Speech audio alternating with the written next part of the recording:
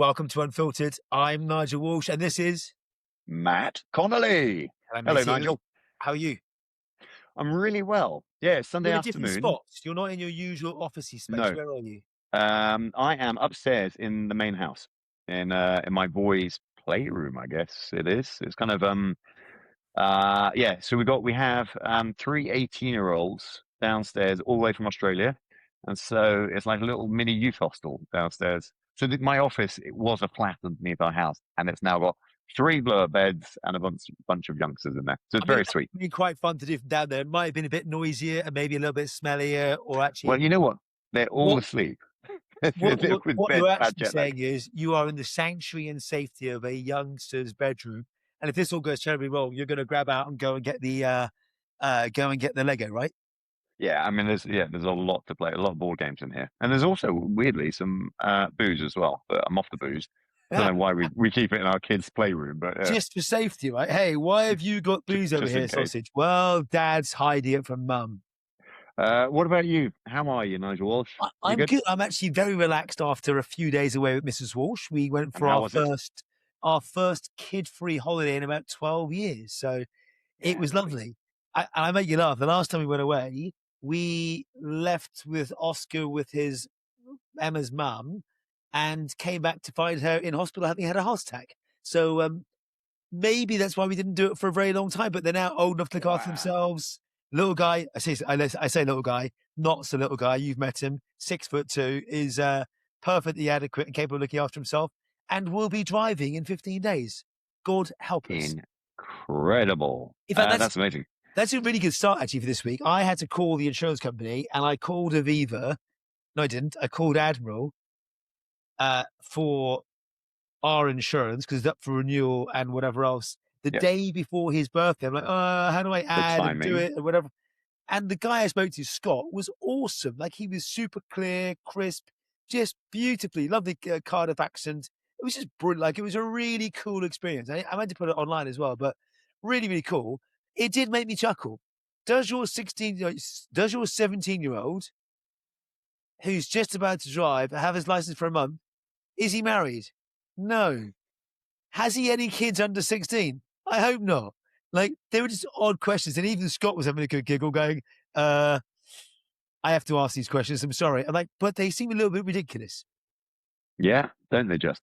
But good experience. You got him on insurance. Great experience. You No, kept with honestly, Admiral.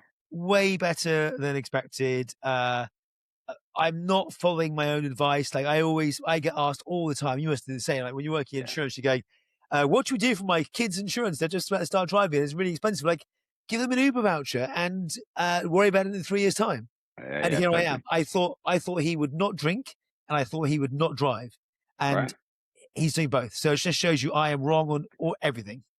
Amazing. And why did you phone Admiral as opposed to anything else? So I did it online originally, and I had two questions that I couldn't answer on the chat, which was, should I add him first because his birthday is one day before my renewal, and then do the renewal, or do I do the renewal and then add him? And what I was trying to do was avoid a fee or whatever else to go. I just want the best possible price I can.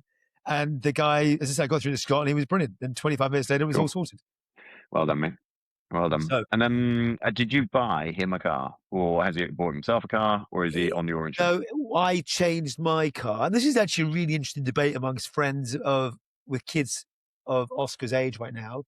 I changed my car; it was up for renewal, so I got a new lease car, and I've gone for a petrol manual Golf. And I've been in electric cars for years and whatever else. Yeah, really early you were. Yeah. So, but we've now got a manual car, so he can go and learn a manual license. But as we've phoned round doing driving license or driving lessons and all that sort of stuff, lots of the driving instructors have switched from petrol and manual to electric and automatic. Interesting. Well, so you've got learner drivers learning in electrics. Yes. Because if you get electric, not even electric, but if you get automatic only, your license is limited to automatic only. Sure it is, yeah. And I think I'm being really old-fashioned by going, when he goes to Spain on holiday in 25 years' time and hires a Citroen Saxo, if they still exist, or a Fiat 500, he'll need a manual skill to be able to drive a car. But the reality is, I've probably overthought this one. He doesn't need it at all. Hey, it's a skill. maybe not for, maybe a few more years still, right? I remember when I was, maybe I must have been 15 or 16. So it wasn't driving yet. Didn't really understand the whole gears thing. Didn't pay much attention as a passenger. You kind of, for sure, everyone drove sticks and stuff. I had a job in a dairy farm and I was driving a tractor, clearing out like cow mess. And that was it for like a good few weeks. And I was incredibly efficient, but could not work out why the guy who was doing the same job as me could just do the whole job a lot quicker. And then I found out at the end of my 3 weeks, 4 weeks, whatever, that I had gears in the tractor. I just didn't know there was such a thing, that I could actually go faster than my 15 miles an hour or whatever. I was watching Clarkson's Farm yesterday. It's so on good. New Amazon. season. I love it. I just love Me it. too. It's just honest to God goodness. But there was a clip there from Oscar Piastri, the Formula One driver, trying to reverse a dolly and tractor into a shed. And he might be able to go through Spa's Le corner or wherever it might be flat out, but he can't reverse a tractor and dolly for toffee, which made me There you laugh. go. And of course, That's good. your man had no idea who he was whatsoever. So it was brilliant. Sure. It's just brilliant. And I hear, I'm not a Formula One guy, but Lewis Hamilton has won today. Sorry for any spoilers. I'm sure this is going to come out a good few days later. I just saw the news before you and I jumped on, and it is a Sunday. Like, talk about the world never stopping. It is a Sunday. And you and I are chatting away because, hey, that's what mates do at the end of the day. And he has won. Yeah, that's it. And Raducanu didn't win Queens. I don't know if you've been watching tennis. I've not watched that. I saw Raducanu do the RAF flyover yesterday. That was Red Arrows. Yeah, that was super sweet. So, what's on your cards this week in terms of news and things that have caught your eye?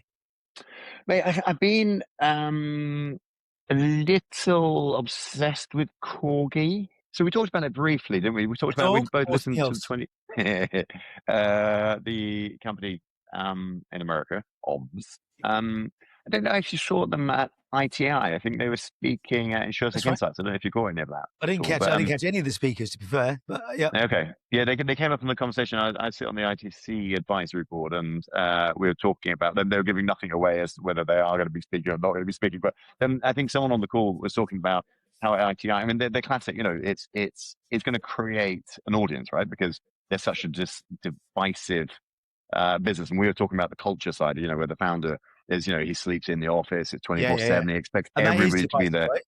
It really is, right? And we'll sit on one side and he'll sit on another, even though Harry Stebbings is very much seemingly that kind of same work ethic as him, and quite celebratory of that fact. But it's more the insurance side I was getting into, and I had a couple of conversations with various folk who know investors into the business and kind of know sort of the inner workings, and they're just kind of not claim. Well, I guess it is a claim. It's claim of profitability already, but it's kind of like they're yet to get a claim. They're yet to get a claim on their business, right? So of course they're going to be profitable because they're just taking money in without paying any money out. And how sustainable is this at the end model? Of the year type thing. You're right, totally. And let's map some progress here. And then and then you've got kind of in the background noise. You've got kind of SpaceX being valued at actually like Elon Musk as a trillionaire, and just the world's a bit crazy. But you kind of box that out for a minute. Let's come back to it. But for me, like there is something celebratory. It's the same with Lemonade for me, where there's this kind of hype is hype, right? But it also attracts investment. It attracts entrepreneurship. It attracts creativity or the art of the possible, the hope of the possible, maybe.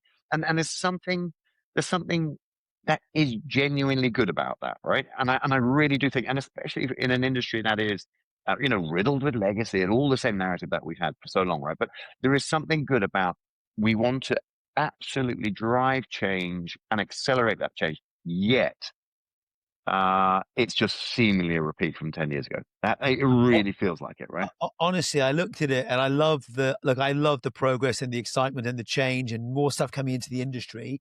What is it? They raised at $2.5 billion valuation. Lemonade's worth $4.8 billion 10 years later. Yeah. It's hard. Like you and I were speaking before about an article that Gabriel wrote from Chubb. And I think one of my comments to him was, insurance is still hard. Or there was another article actually I was commenting on. I can't remember who wrote it. Was it Adrian Jones at Aquasure or someone else that said, oh, look, they're now letting to let their platform out to other people. Like that's because distribution is hard and you've got to go after these things and it's the same pattern and the same playbook, and history is repeating itself. It's no different from where we were. What has changed is the technology is better today than we had 10 years ago, and all of the talk and hype. You remember my article, we have all the ingredients, but we just want cake Yeah. when it came to embedded. I don't think any of those things are different today. What's different is the ability to go execute them without changing cores or legacy, whatever else might be easier. What's not different is the protection gap, the understanding of the market, understanding what I can afford or not afford. In fact, that might have got worse with things like affordability out there. But I'm like you step back, and even the dad's chat this morning on WhatsApp, we were talking about Elon being the first trillionaire, and it's just it's interesting to watch. And then what does that mean for the kids that look up to that? And that's the aspiration. And then one of the other podcasts I was listening to, she talked about, well, if you raise anything less than 5 billion these days, it's irrelevant. Yeah. It just Isn't it makes something? Yeah. is the barrier to entry getting harder because the numbers in AI specifically are getting bigger and bigger and bigger? And at what point does it go pop, or will it not? Yeah, that's right. We're in fact, and so many people talk about we are at the start of this journey, right? Yeah. And therefore it's not not a bubble at all. We're just like off we go. But I think that where it becomes nonsensical for me is and maybe I'm just simply not smart enough to get it. But hey, is and Corgi is a great example. Like it was what a month before they were valued at 2.5 bill. They were valued at 1.06 or whatever the number was, right? And that's like it was their Series B, and then this was their B1. Just what 5 weeks after, and it's like, I I can mean, assure you my how do you pension is put a not changing that quick. billion? Yeah, right. How do you put a billion on your business, right? And that's and again, but Maybe you should write him and ask, hey, what did you do? Because I'd like to do the well, same for sonar. maybe I should interview him, right? Maybe we should interview him, Nigel. Let's do that. We should get him on the pod. Tell you And what, then he's got a we'll go chance. to his office, to the Corgi Cafe, number 1, and number 2, we'll bring our own mattress. There we go. Perfect. Like a night at the museum, a night at Corgi. I'm going to have to wait for the Australians to leave the flat, and then I'll get the mattresses back, and then I can take it, right? I've got a spare one you can borrow. Don't worry. Right. Are we going top to tail or no? Too much? I mean, whatever. It'll be fine. I'll be big spin. How was your week? What have you been up to? What have you seen? I was away, as you know. I had a little trip with Emma, which was fantastic. But same as you, I had a really cool session this week talking about, I guess back to your point, the difference between hype and reality and the gaps that we're living in right now. I do feel that we're actually, many organizations, not just insurance, are cashing in on the benefit long before they've actually worked out what they need to do. So all these signs of job losses or changes, or whatever else, number one, is then going to fuel the, hey, let's make space for this technology to work. And the reality is, I think I've said it before, it's not deployed yet, and it's not working properly yet, or it's in silos, and these agents that could do things across silos aren't yet configured that way, or trustworthy, or correct, or good enough, or whatever it might be. And as a net result, we're creating human toil in the middle with burnout and overworking, number one. And number two, the effort required to manage that autonomous workforce going forward is very different than the effort required to manage a human workforce. So this mixed modality that we're going to have going forward will be, and I think you and I have good examples of having, it's the age-old Instagram story. There's 74 different tabs open, 3 are playing music, and I don't know which one's which. That feels like my life and my brain at any one time of the day. And I would say it's exasperated because I've got Claude projects doing stuff and Gemini things kicking off and whatever else going on, all at once. So managing that is taking, or has a toll on individuals. So I worry about living in the gap and working out the phases that we go through. So that's top of mind for me right now, and working out how we safely navigate that passage so that we can adopt this over the medium to long term.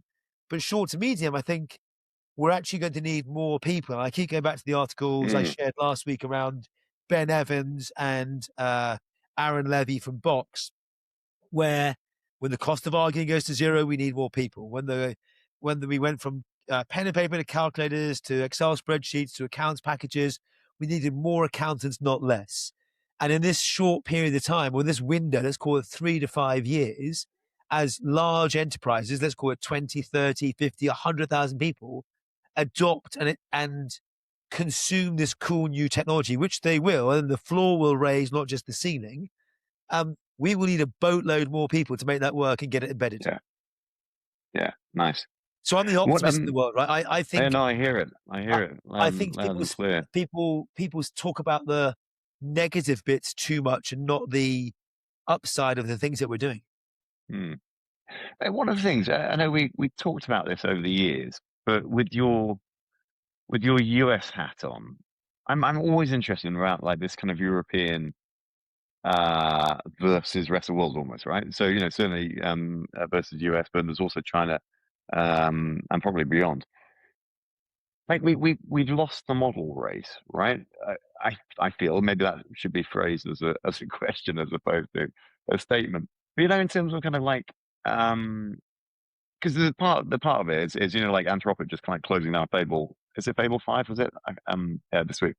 And it's just which kind of everybody starts to go on, and yes, it crunches to twice as many tokens and all the rest, but anyone in their right mind is going to use the best model to get the best work out of them. And if you're going to invest in time and all the rest, but it's kind of like it's sort of like US Europe versus Europe. Like where because I can see jobs. I mean, these businesses like the Anthropics, the Gemini's, so the Googles, the open AIs of the world. I mean, there will be consolidation, of course, but they're driving the charge, and those companies are Yeah. growing, right? Put SpaceX in that as well, somewhere. It's We've odd, gone from FANG to mangoes, haven't we? Like it used to be right? Facebook, Apple, Amazon, Netflix, Google, There you FANG. go. And now we're going to Yeah, mangoes yeah, because we've included SpaceX and we've yeah. included lots of other stuff. So, but like, can we claw our way back? Is it a different? I'm saying this with absolute kind of like a complete bias in where I think the position is. But can we get there? Also, then, is there a territorial ownership around these models where actually all US companies will be able to use Fable, but no one else outside of the world, right? And that's why Anthropic closed it down, because they weren't able to just like say actually it's just this territory, not these others. But it's kind of like there's kind of the arms race for whether it's AI or whatever. It really interests me, especially when So you talk about your boy being 62 and stuff, and my boy's definitely not, because he's 8 years old. That'd be strange. But it's kind of like when you're trying to give him the best education, environment, opportunities, and all the rest. It's like, do we get that in the UK? And I don't want to turn this into a political whatever, but from a tech standpoint, right? And when we're talking about jobs and we're talking about artificial intelligence, where do we sit at a European level? Because Well, I'm fascinated. it's a What are debate your that comes up. thoughts? I comes up all the time, and I see it quite a lot. But I see it from the lens of European organizations going, how do we make sure that there's no US specific bias in the training data or otherwise? Number Hmm. one. And number two, if all of this is US, what controls or whatever else do we have left over? That means we don't get taxed or whatever else it might be going Yeah, forward. So sovereign, so look, your point is all the big boys and girls are all the hyperscalers are all American. yeah. Um, bar what we see in China with Alibaba or whatever else. Hmm. There's one model that stands out, which is slightly different, which of course is Mistral out of France. They've just signed a new deal recently with, was it BNP from memory? I could be wrong, Was but it okay? Yeah. double check. But again, French with French, which is not surprising, but equally good for the Europeans. And then I wrote about a while back sovereign AI as an asset for each individual territory. And the example from this was, I think, uh, United Arab Emirates had launched a sovereign AI platform. Was it Humane.ai or something like that? Yeah, yeah. And if you dig into the research and some of the commentary around it, it felt like actually every country will end up with their own sovereign AI model or platform. So let's assume that the hyperscalers are the frontier models of sorts. Yeah. You then think about layers. You then might have a country layer of sorts. Like I was deploying a Guidewire or a Duck Creek. I'd always have like layers of it making work in areas. So I'd have a frontier model that might be generic or open source. There's lots of conversations around Quen and a bunch of the other open source models that are out there. Then you get to the local model that says I'm only trained on my UK staff or my French staff or whatever it might be, which I think could be a strategic asset for the country. So I think there's going to be a division of which ones we use and why for what task. If it's generic or whatever else, use generic models. But if it's, but to your point, we're not going to go and use Fable 5 for summarizing what I was showing you a minute ago about looking for vegetarian recipes with barbecues, because these are the ingredients I've got in my fridge. They're coming up with great suggestions. You don't need it. But you say you're not, but I bet we will until, right? And that until being until we're really like, it's the whole token maxing thing, right? Until we're starting to, and maybe for you and I, where I don't know. I think maybe it's just we're not smashing this, but absolutely, if it's a development house who've got serious budgets aligned to it, you're gonna try and optimize the token spend, right? But I mean, I've been using You Fable are, but 5 I for think my one of the vanillas. one of the things we're going to do, back to our conversation about automatic versus manual cars, we're going to get into the AI world, and we're not going to want to choose a gear. We're going to go, hey, I'm looking for a recipe. Go use the Noddy model. I'm looking for quantum physics help with PhD level thinking and reasoning. We'll go use the right model for it. But what it Yeah, won't do for the majority of people, in my mind at least, is it won't say to you, hey, Matt, which model do you want to use? It yeah. will automatically give you the right gear for the climate you've got and give you the option to change if you want to. But that's the application layer, right? And then it's like what we're doing with Sonar 2.0, right? You're using Sonar 2.0. We're using the different models for the different types of research and the different, and it's we will always be upgrading to the best. And this is then another interesting thing about Fable, right? Is then you start using a new latest greatest model, and then suddenly it's pulled.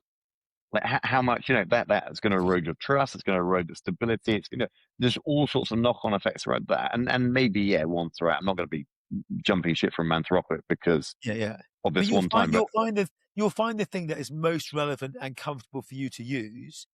And if you look at the things that you're comfortable and happy with, I've stuck with my mobile provider EE since it was Orange 25 years ago. I've not changed because my view is they're all probably very similar.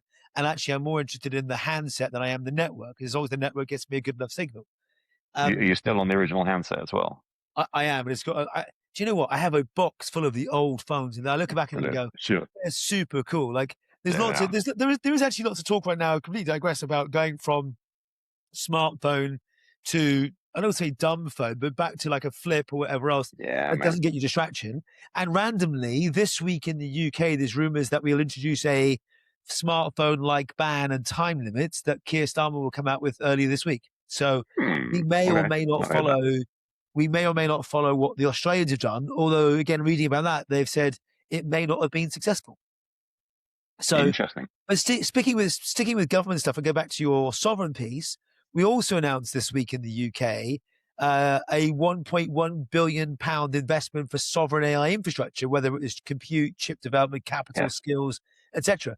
So I do think governments will see this as a strategic asset and work out how we can be, in the same way that we want to be energy secure, how we be AI secure in the new Yeah. world.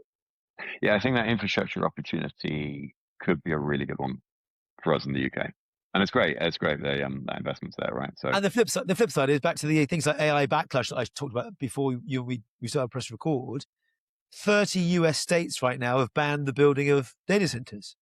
yeah, which is So, interesting as well, right? which is really like, because people are going, we're booing speeches, we've had enough of this, it's taking all our jobs. We have a communications problem. We saw Standard Chartered CEO call people Yeah. low value human capital. We saw was it Cloudflare's CEO talk about measurers that we don't need anymore.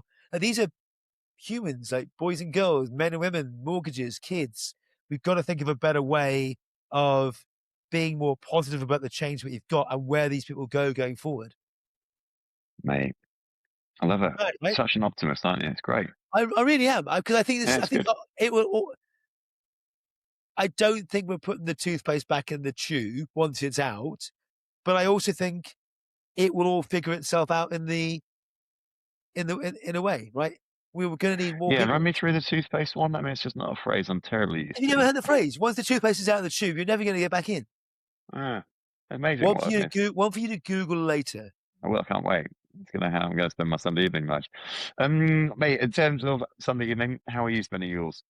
I am about to go cook a barbecue, so Oh, it was with the I'm vegetarian literally recipe, I take. preparing now. I've been to the store. We are about to go barbecue. The sun has gone in though while I'm talking to you. So I'm waiting for it to rain, then I go out and barbecue probably. So that's what I'm going to do. And we might go to the cinema. I've not been to the cinema in ages. That'd be fun. Have you checked out what's on? We want to go see the Michael Jackson great. thing. What about you? What are you up to? Not a lot, I think. And so I've been in Glastonbury. Wearing a pink Lacoste top. I mean, just completely. As soon as I arrived, I got out of the car. I go, yeah. I mean, it's just not the vibe, is it? But yeah, it was fun. Were you wearing wellies or anything else? No, we went for a lovely country pub lunch. So we're meeting family down that way, and so it's like a convenient place for everyone to descend to, and it was very, very pretty, a lovely lovely English roast, and so just a nice gentle evening. Did my training early. 21 degrees, Matt. Like you're going for a roast at 21 degrees. Shouldn't that be like a salad or something else at this time? Yeah, but we've got Aussies. We have to like entertain. Like this is what Brits do. You know, it's one of those kind of like, we have roast every weekend. More importantly, are you ready? Big weekend ahead. I'm ready. I'm really excited. I don't know if I told you how excited I am. I'm genuinely. What are you doing this weekend? I don't know. World Championships. We're representing. Oh, in the week, I'm not representing GB. We have to choose. I'll be representing England, Ireland, Scotland, or Wales. Okay, so England, representing England. So what are you going to do? If I told you about England, I mean that's it. I have an Irish passport. We talked about that, didn't we? That's just enough to get through the passport control and a little bit quicker. But so it's you have a parade like in the Olympics. You have the country parade. Brilliant. Thursday night. So we're going over on Wednesday. Registration Thursday. Then the country parade. Brilliant. Just like all the English walking through together. I mean, how much fun is that? Like that'd be awesome. That'd be really super awesome. Hey. And then race on Saturday morning from 10:30 to 11:30. We've got some kind of window. Haven't got quite start time yet. And it will be brilliant. I'm so pumped. Caroline, bless her, as in my wife Caroline, she was like, so what's the chance that you're going to podium? And the thing she's really asking logistically, like, do we need to be around Saturday evening or can we go out for a restaurant? Like, I think we'll be fine to book something up, baby. It'll be okay. It might be McDonald's, but it's fine. Don't worry. But you're phically fit. You're ready. You're mentally there. And Ollie, my partner, we are like absolutely. Yeah. Last session this morning, I'm Chris, and this is like I take the time, right? So I'm trying not to eat everything under the sun, and then it's just these little moments of exercise. But it's so much rest. How was your Claude planning thing that you built? Yes. And how close to are you? Well, we'll see on the day, right? That's proper race day. So I'm aiming for 58 minutes. And we got 101 just a few weeks ago. So we're on track. And that's down from 105, right? So we're on the right trajectory. So yeah, and then now Claude is you can connect into Strava as well. So that's going to be an interesting twist on that as well. So yeah, more on that. I'm off tomorrow for a Neko scan, so I will share more with you. That's tomorrow. That's tomorrow. Cool. That was the guy that found it, or the founder of Spotify. Daniel Ek built this company, so I'm fascinated with it, and I've been umming and ahhing for a while. I'm like, hey, you're 146 years old. You might as well go and do it. So for sure. I will let you know what the results are. When do you get the results, and where? There and then I hope. And I should feed it into my Nigel Health OS that I've bored you to death with already. Yeah, can't wait to see it. And where are you going? It's London, I assume. It's in London. It's in London on tomorrow morning. So watch the space. Oh, mate, let us know. Cool. Well, look, it's a pleasure. Enjoy your barbecue. Hope you cooking meat as well, or is it just a pure veg? Oscar and I are 100% carnivores. There will be meat. Okay. And there will be veg. And there'll be veg, because the girls are veg. So we'll be looking after the other two with some proper vegetarian options. Depending on what Fable 5 tells you. Oh no, you can't access it, so whatever. Hey, enjoy the rest of your day, and I will speak to you during the week. Stay well, buddy. Big love.